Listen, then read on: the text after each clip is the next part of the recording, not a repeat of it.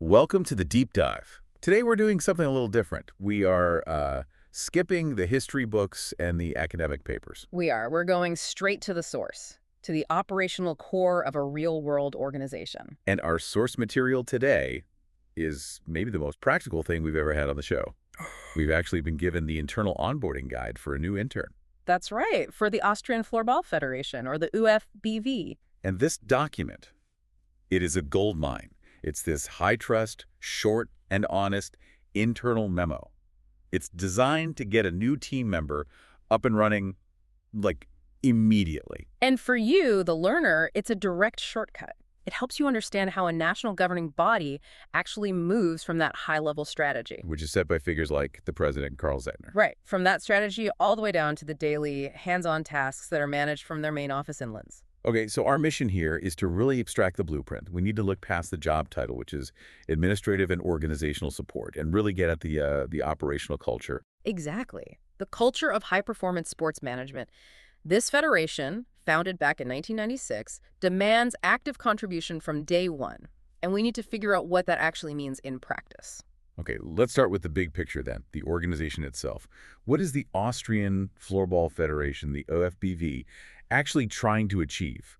It's not just about, organizing a few games, is it? No, not at all. It's a simultaneous multi-front mandate, which is, pretty typical for a modern national governing body. What do you mean by multi-front? I mean, they have to focus on two things at once. They need to maintain that top-tier elite competition, but at the same time, they have to ensure the long-term health of the sport at the grassroots level. So those are the core pillars of their responsibility then? Yes, and as the guide lays out, they are massive. Okay, so break those down for us. How do they divide up that work? Well, first, you've got the competitive engine. That's league operations, both national and making sure Austrian teams can compete internationally. The flashy stuff. The flashy stuff. And then second, the elite level, so managing all the various national teams. But, and this is crucial, the development functions are just as important. Right. You can't have top teams if you don't have a good foundation, a good pipeline of talent and coaches. Exactly. So they're tasked with coach and officials education, which is overseen by a guy named Christoph Gruber, and then these broad youth development and growth projects. And I assume there's a pillar for just keeping the lights on. Of course. The foundational backbone is always there, Yeah. Administrative and financial stability.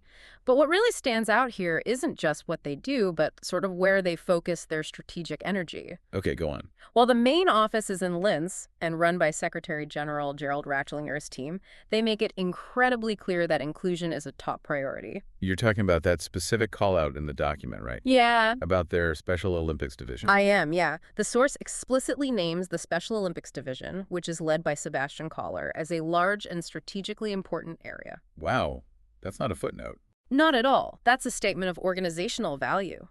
It signals that the Federation's mission goes way beyond just the most visible professional leagues. It's about true community and inclusive engagement. That immediately defines their culture, doesn't it? They aren't just measuring success by how many medals they win. They're measuring it by their breadth of influence. It's a really holistic view of what sports administration should be. And that kind of view must dictate how they actually manage everything, all the complex machinery of competition. It does. I mean, think about the complexity of running international events right alongside all these regional competitions.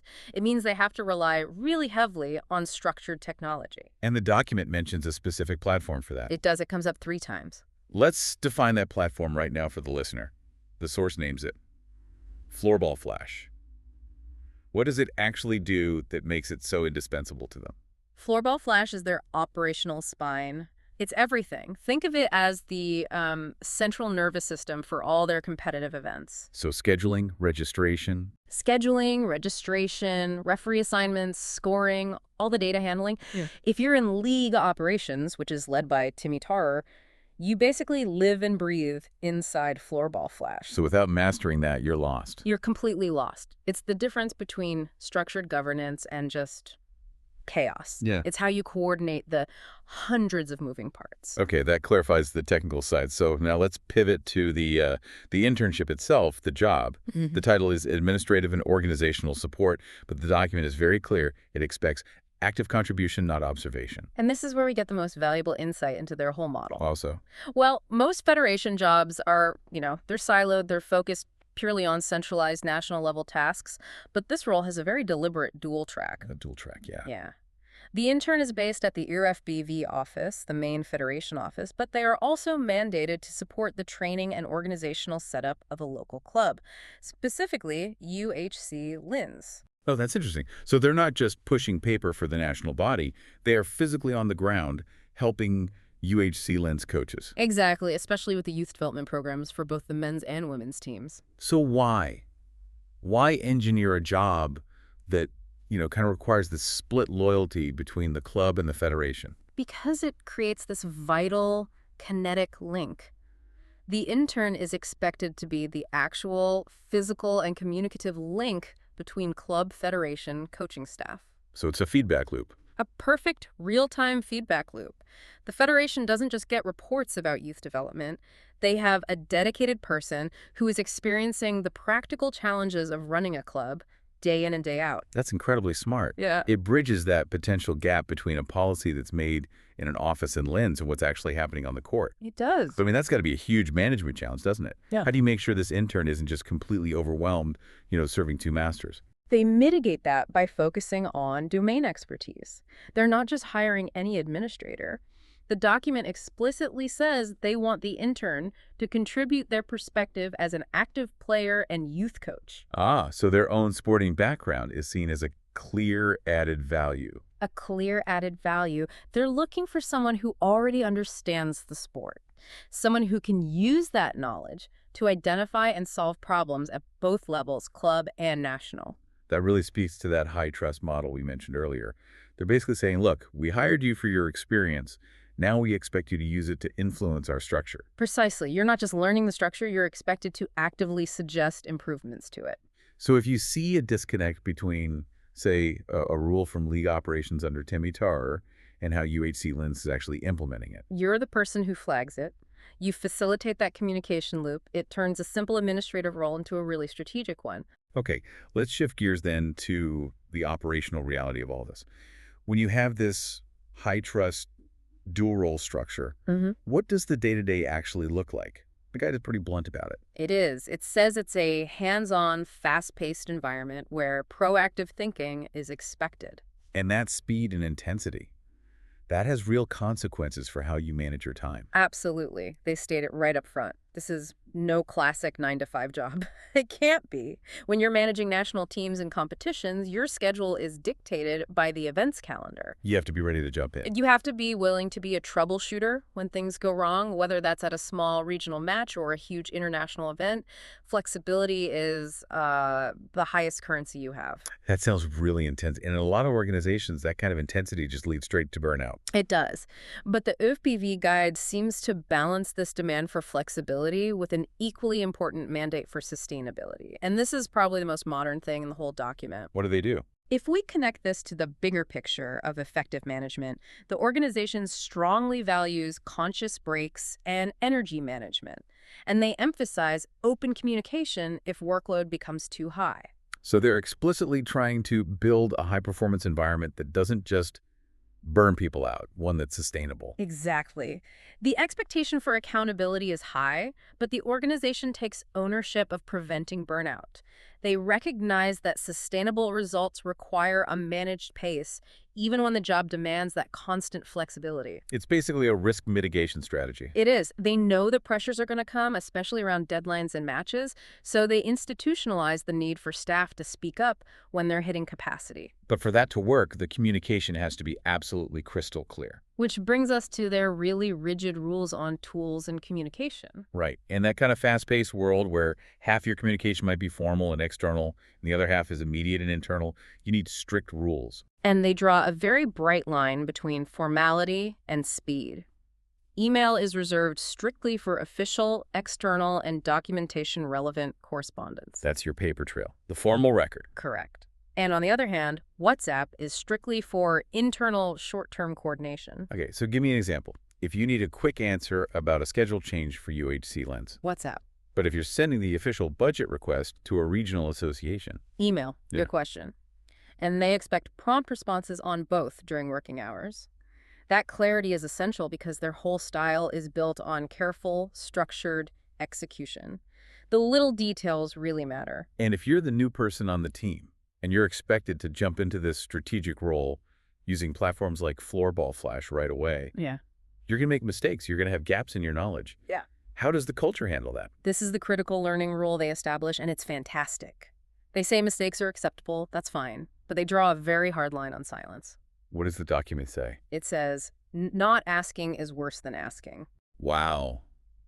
That's a powerful line. That defines the entire culture of knowledge transfer, doesn't it? It completely reframes the dynamic. It shifts the burden from the intern needing to be perfect to the organization being responsible for teaching them rapidly.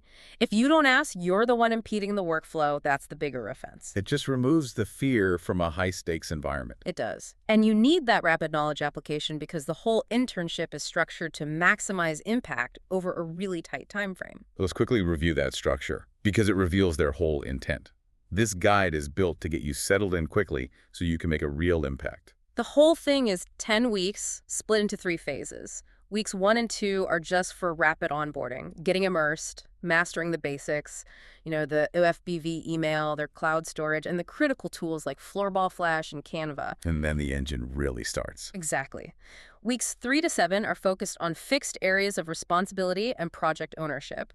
That's when the intern is fully acting as that strategic link we talked about between the Federation and UHC Linz. And the final phase. Weeks 8 to 10 are for project completion and reflection. The goal isn't just to occupy a chair for a few months. It's to leave the organization measurably better off in whatever projects you are assigned. So what does this all mean then? When you put it all together, this seemingly simple internal guide, it reveals that effective sports management is this demanding fusion. It's structured systems like their reliance on Floorball Flash for governance. Right, but it's paired with a highly flexible, high-trust operational culture. Success hinges on your ability to move seamlessly between the formal structure of the national body and the messy, real-time demands of the local club. So what you've really learned here is that this is not a traditional admin job at all. Not even close. It requires continuous application of your own expertise in the sport, strict adherence to communication rules just to manage the pace, and a real commitment to sustainability, even when the competitive calendar is relentless. It's the very definition of a high-stakes, high-reward environment. Perfect summary. And it leaves you with a really interesting question. I mean, considering this unique dual organizational support, where an admin role is literally engineered to be the vital link between the governing body, the club, and the coaches, how does that fundamentally change things? What do you mean? I mean, how does that integrated structure influence youth talent development and the overall competitive edge of Austrian floorball, especially when you compare it to organizations with more siloed traditional structures? Does having the federation physically present at the club level provide a competitive advantage that can be scaled internationally? That is something for you to mull over as you think about the future of sports administration. The perfect thought to leave you with. Thanks for diving deep with us. We'll catch you next time.